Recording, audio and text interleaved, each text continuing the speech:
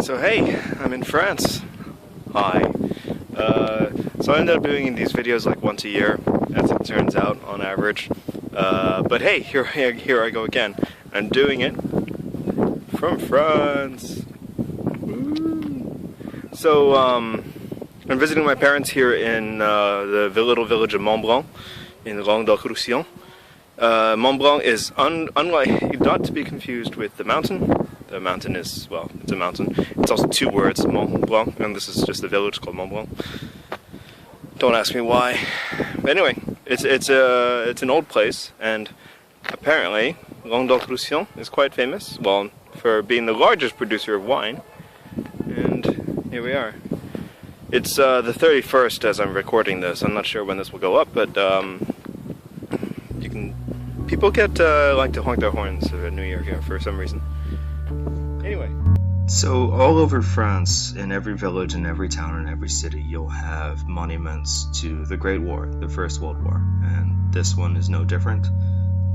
This is Glory to Our Heroes, 1914 to 1918. I find Glory is a little misfitting, it doesn't fit very well, but neither do these like artistic artillery shells. I find that very strange. But every village suffered from the First World War. This is the case in France and the UK, where France bled by the millions in its war. And this left a big cultural impact. Even though, generally speaking, today we talk a lot more about the Second World War in the West, and you can see the little plaque there from the people who died there. But the big cost, or the big important lessons, I think, are much more interesting from the First World War.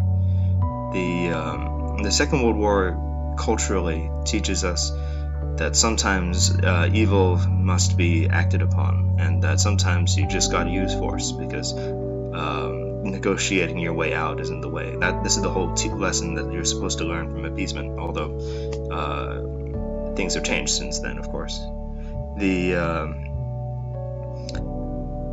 It's the First World War. It's millions of people died in ceaseless, endless slaughter.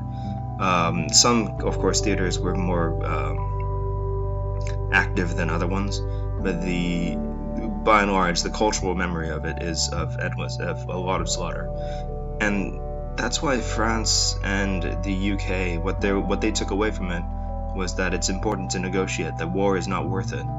And then unfortunately we had to unlearn that lesson with the Second World War, and even today people talk about like, oh yeah, well, it'd be a life thing, everything would be a whole lot easier if you just sent soldiers in. And sometimes maybe, but I think it's useful to think about it in a more cautious way.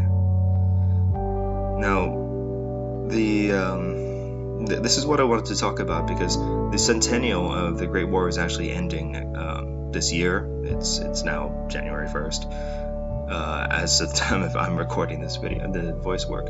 But in November 11th, it's going to end, and we'll have passed the Centennial of the First World War without any real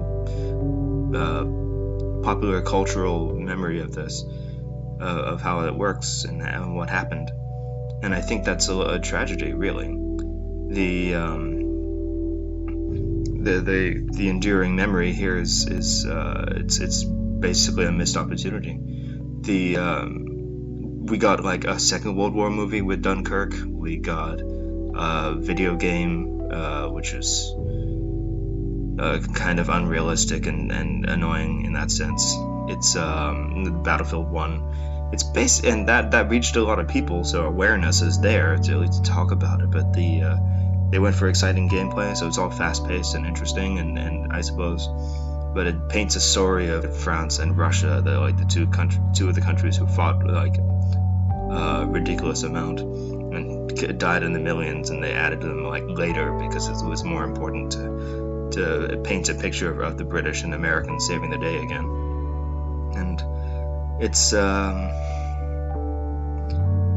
a shame. There are resources if you want to learn about more. I'll talk about that in a bit, but it's been quite minor. All the people who talk about it are historians or people who are passionate about stuff, and this is not the same thing. It's so people should learn more.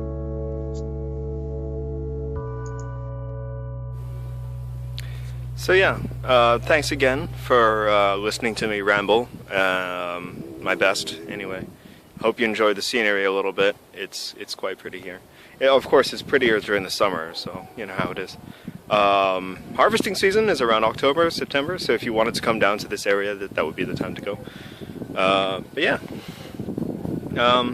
Anyway, I just wanted to also include that if you actually are interested to learn more about the First World War or history and so on like that, you can write me. But in general, at least as far as the First World War goes, I can really happily recommend the Great War channel. That's I can link it down below. Yeah. Anyway, I will continue down this path here and see where it goes.